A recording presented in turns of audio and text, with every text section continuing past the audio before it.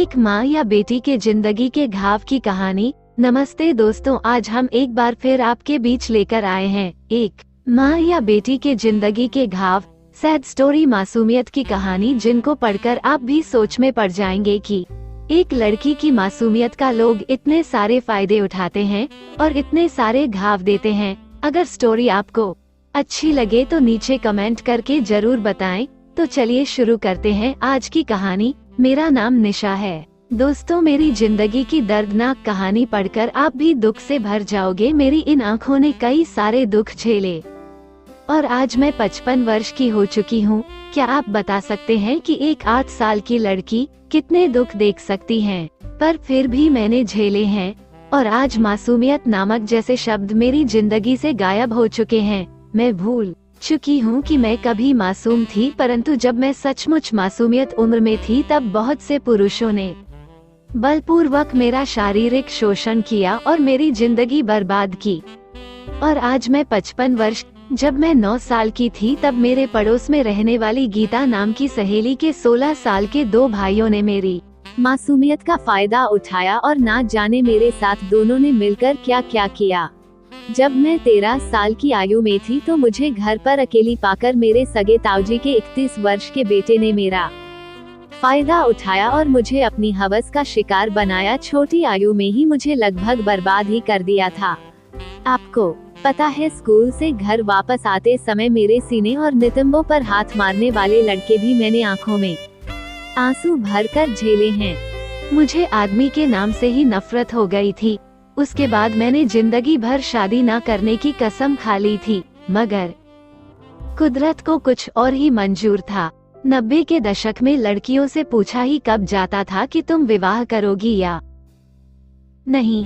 नतीजा मेरी शादी हो गई। मुझे एक ही डर था गई, क्या मेरे पति अरमान जी मुझे खुश रख पाएंगे या मैं उन्हें खुश रखूं पाऊंगी। पर मैं गलत थी। कुदरत ने मेरी जिंदगी में एक ऐसे इंसान को जोड़ दिया जो कभी किसी को नहीं मिला होगा। उन्होंने मुझे जाना पहचाना और समझा।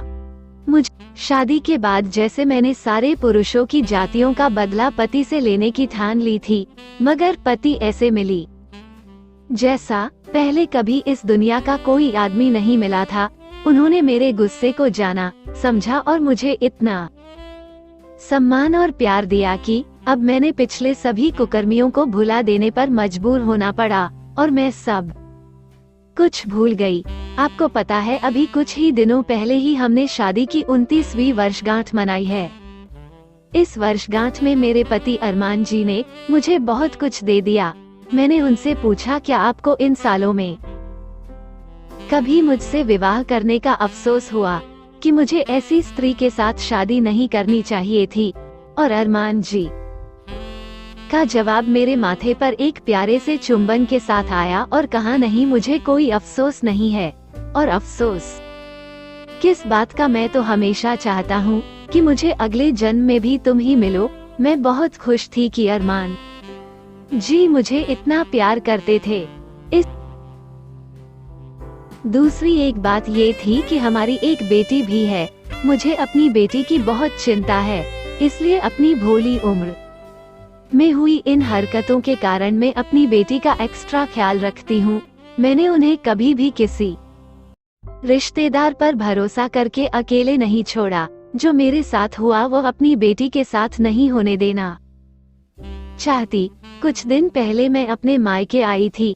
मैंने अपनी माँ और भाई को इन सब बातों के बारे में बताया तो उनका जवाब सुनकर हैरानी हुई। भाई का कहना था, ये कहानी लगभग हर तीसरी लड़की के साथ होती है।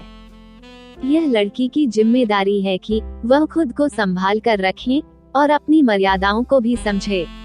एक बार अपनी बेटी से पूछकर देखो, उसके साथ भी ऐसी कोई घटना जरूर हुई होगी। फिर सबके सामने मेरी बेटी ने बड़े गर्व से बताया कि आप गलत सोच रहे हैं, मेरे साथ ऐसा कभी कुछ नहीं हुआ।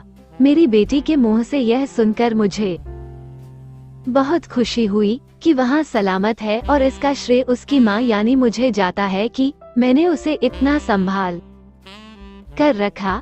अक्सर हमारी जिंदगी चलती रहती है, बस कुछ घटनाएं कभी भूली नहीं जाती। क्या यही हमारी जिंदगी है? बस यही थी मेरी दर्दनाक दुख भरी कहानी। अगर आपको मेरी कहानी एक माँ या बेटी की जिंदगी के घाव कहानी के बारे में कुछ कहना है तो नीचे कमेंट करके जरूर बताएं। बस यही